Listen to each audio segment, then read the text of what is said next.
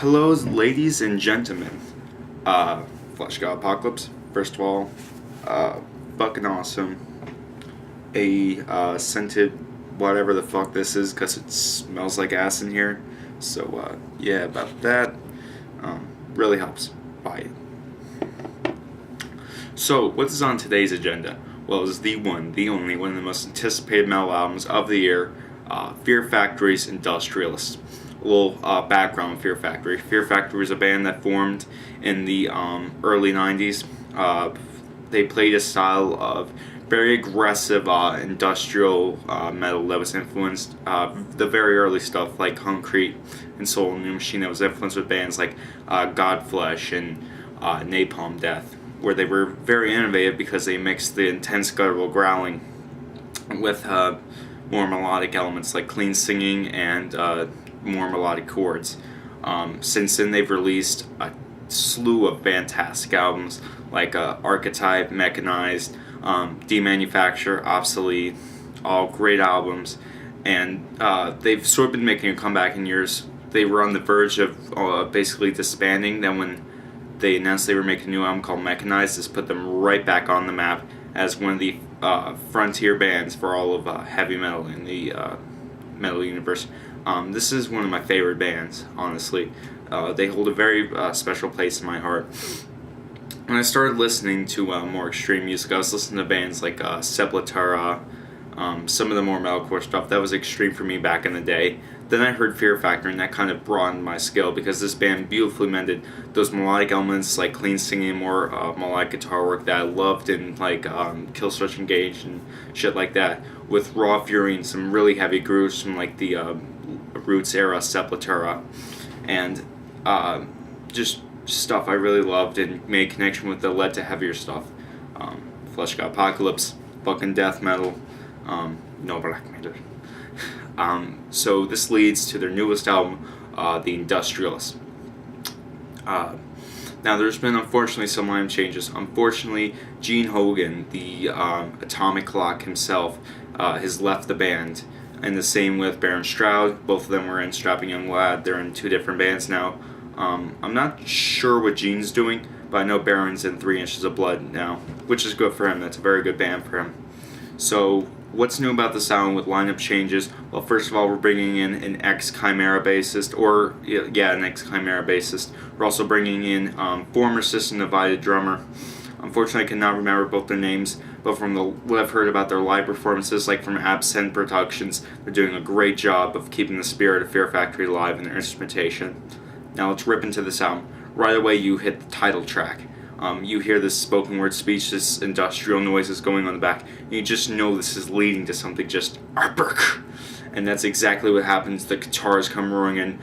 Burton's vocals, as far as his aggressives are fantastic. He, like on Mechanized, he sounds very passionate, very aggressive, like he's literally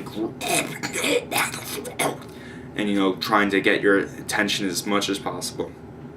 Guitar work, Dino has riffing as very similar to Demanufacture, just thick, heavy rhythms over this very wall of sound style production on here. The drums on this track, they are programmed, and they are programmed throughout the rest of the album, but the programmer himself did a really good job. They sound like stuff that would be not only acceptable live, but they sound like this could come from an actual drummer without it sounding too mechanized. Works really well. Keeps perfect pace with Dino's just lightning fast rhythm-based guitar work. Also, we have the return of synths. These weren't really used a lot throughout Mechanized. These are some of the best synths I've ever heard from this band. They remind me a lot of Demanufacture, how the synths worked in that album, how they're very kind of dark, a little depressing, work beautifully. Bass-wise, it's in there, but it's not as thick in the mix as, say, Baron was. Baron was really thick with his mixing on bass. Then we go into the second track that was released a couple months ago, called Recharger. Sounds as strong as it did when it's a single. Still an awesome track. Then we get one of the first real standout tracks, New Messiah. Now, New Messiah features some classic riffing throughout it. Also, Burns' clean vocals on this album are brilliant. He sounds fantastic. This is also just another prime example of what you get when you combine the really melodic work of them with the very aggressive raw edge. This album also has a lot of tracks that go like this. Virus of Faith. Hold up. There's one track. God, what's it called? Difference Engine. Those are great tracks for the feature the great melodic vocals with the heavy guitar work. I must say, let's disembowel this Industrialist piece by piece. Vocal wise, as I said, Burn is spot on. His cleans are absolutely beautiful. These are some of the best cleans he's delivered in a really long time. It sounds like his voice is improving from that very low baritone. Dino, guitar wise, he's kind of changed up a bit since Mechanized. Instead of where Mechanized had some Divine Heresy sounds to it, it sounds more like classic Fear Factory with the demanufacture style riffing. And that actually, I feel, is a little bit sad, because on Mechanized, what I really love was some of the more diverse guitar work, like on Fear Campaign, and also some of the soloing that was put in there. Unfortunately, I've noticed throughout this entire release, there's not really one particular solo. Instead here we get some, I'm not saying this in a negative way, but some really good riffing, but just not as interesting or technical as it was on Mechanized. We still have some, I think there's a solo in here on Virus of Faith, or it might be Difference Engine. There's some more melodic guitar work in the back. There's also a greater emphasis, especially in Burton's vocals, on harmonized, which really works well to give this album that catchy melodic edge. As I said before, Dino's aggressive guitar work and Burton's melodic vocals and strong throaty roars just come at you perfectly with a balance that just evens it out. Not everything, though, is as great as it seems. While this is a fantastic Fear Factory album full of classic Fear Factory sounds from the demanufacture obsolete era, there are some hiccups. And I'm going to get these hiccups a little bit similar to some of the songs on Divine Heresy's debut. God Eater. Probably my least favorite song on this album. Main reason, it just seems like it's going nowhere. It repeats the same guitar lines over and over. And that's another problem with this album. While it's more rhythm-based like demanufacture, but the problem is that some of it gets really monotonous and repetitive. Usually it's not too bad of a problem, because then it kicks into an adrenaline-filled rhythm-based riff.